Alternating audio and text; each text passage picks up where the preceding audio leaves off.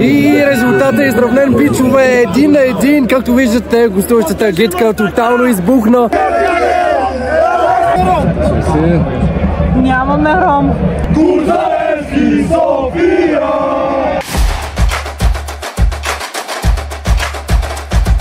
Днес отиваме на матча между отборите на Левски и Берое. Let's go!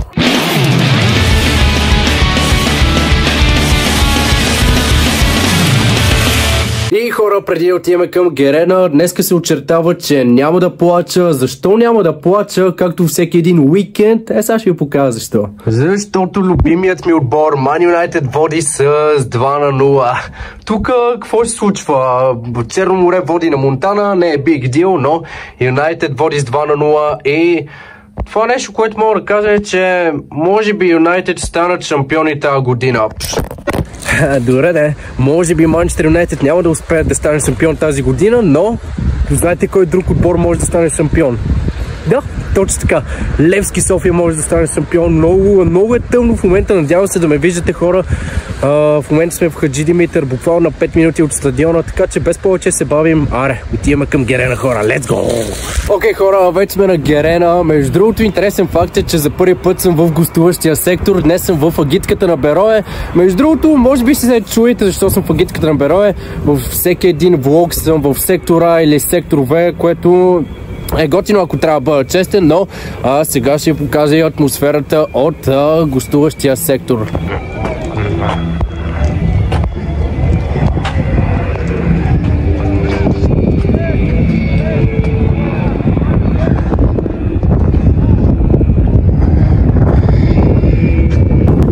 Както виждате, 20 минути преди началото на матча, феновете все още се събират по трибуните. Няма чак толкова много хора, ако трябва да бъда честен, нито в сектора, нито в сектор В, нито в сектор Б.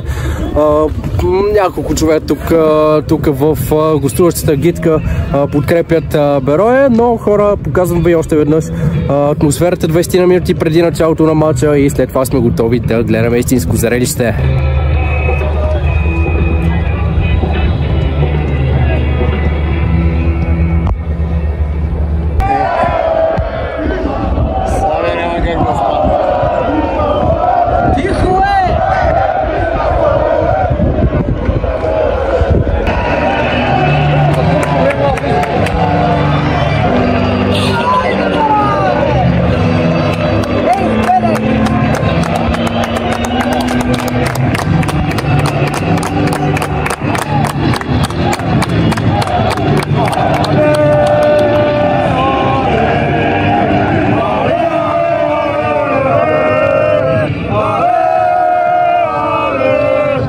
Окей, пичове, двата отбора излизат.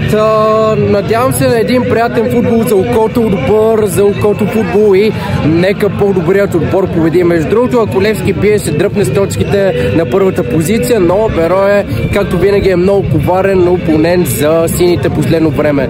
Миналата година, помните, Берое тотално разгроми отбората Левски точно тук на Герена, но да видим, хора. Левски срещу Берое. Приятно гледане! Колко човека сте? 19. Сега ще се върна за още. Има, вземете я тази чаша. Вземете. Благодаря. Да, елате си вземете чай. Колко заплатим за ром? Нямаме ром. Само чай, чист чай. Ние не даваме алкохол да ви пиете всеки път по 2:0. Айде, стига толкова.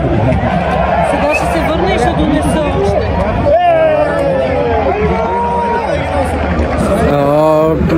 Пичове, дойдоха някакви хора, които ни донесоха и почерпиха с чаша чай. Между другото, доста добро впечатление ми направи това нещо. Наистина, респект към хората, които правят това нещо. Браво, браво!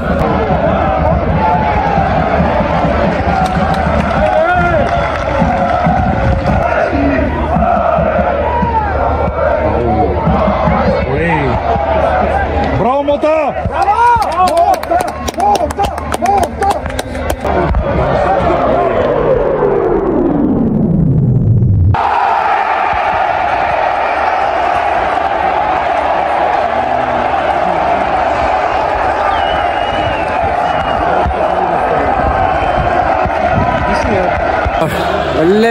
влезат в резултата. Гол на Мустафа Сангаре. Ако трябва да бъда честен, минутата е 10-та. Сектора избухва в момента, но не знам дали гол е заслужен. Ако трябва да бъда честен, Берое не започнаха доста добре матча. Не са се събудили, все още не са си изпили кафето, но Левски започнаха много силно срещата. 1-0 за сините.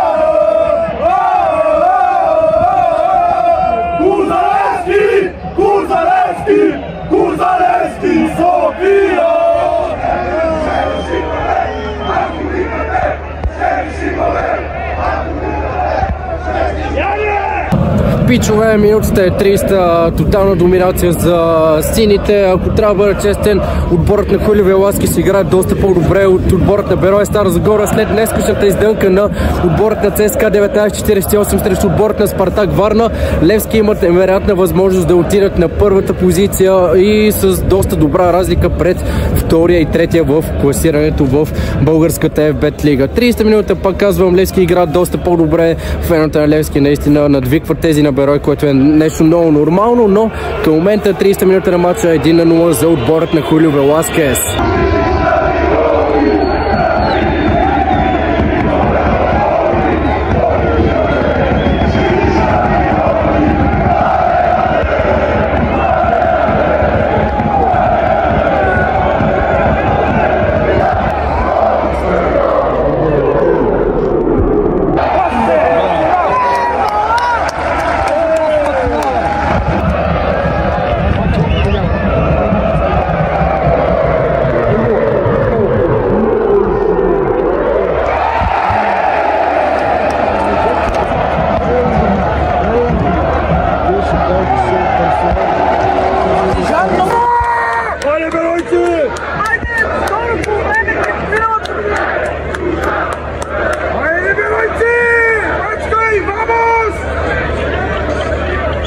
Пичове, това беше краят на първото полувреме.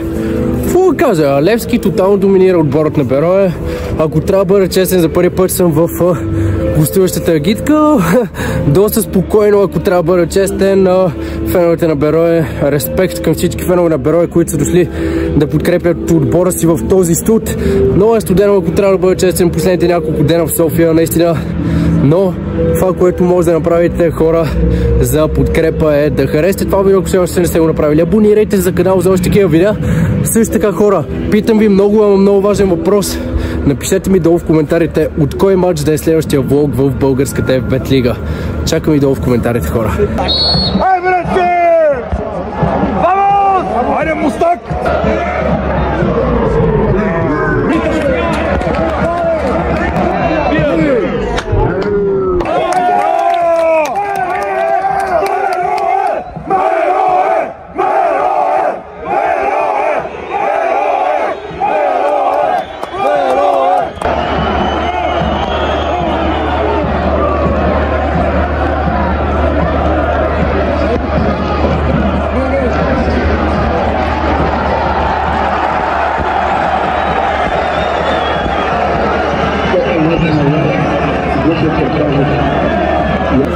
Пичове, съдията дава червен картон за отборът на Берое и старозагорци остават с човек по-малко в началото на второто полувреме. Червен картон за Берое.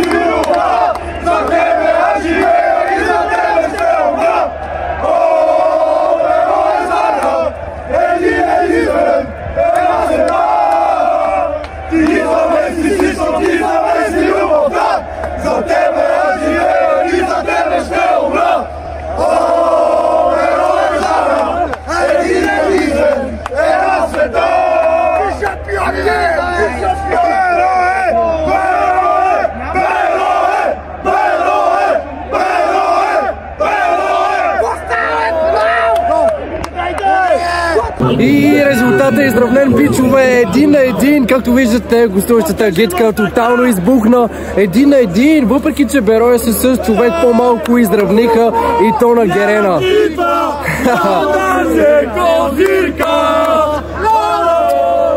Този гол дойде от нищото, ако трябва да бъда честен, контратака за отборът на Берое, възползваха се, 1-1, бичове.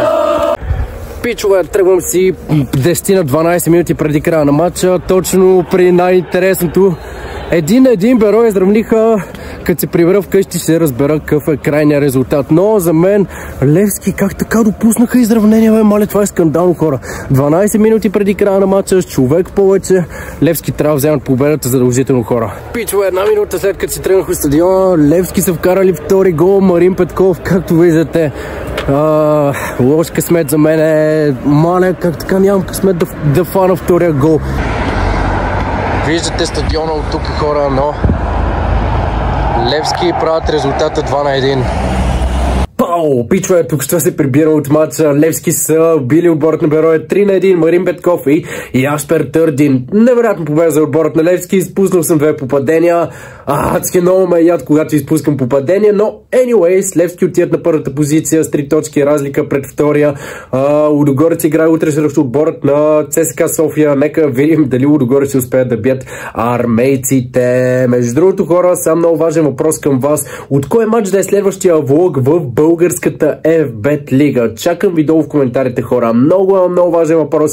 От кой матч да е следващия влог в българската FBET лига? Ако сте се забавлявали на това влогче, хора, харесайте го, абонирайте за канал за още такива видеа и ви чакам още веднъж. От кой матч за следващия влог в българската FBET лига? И последното нещо, което ще кажа е само Man United. Бау!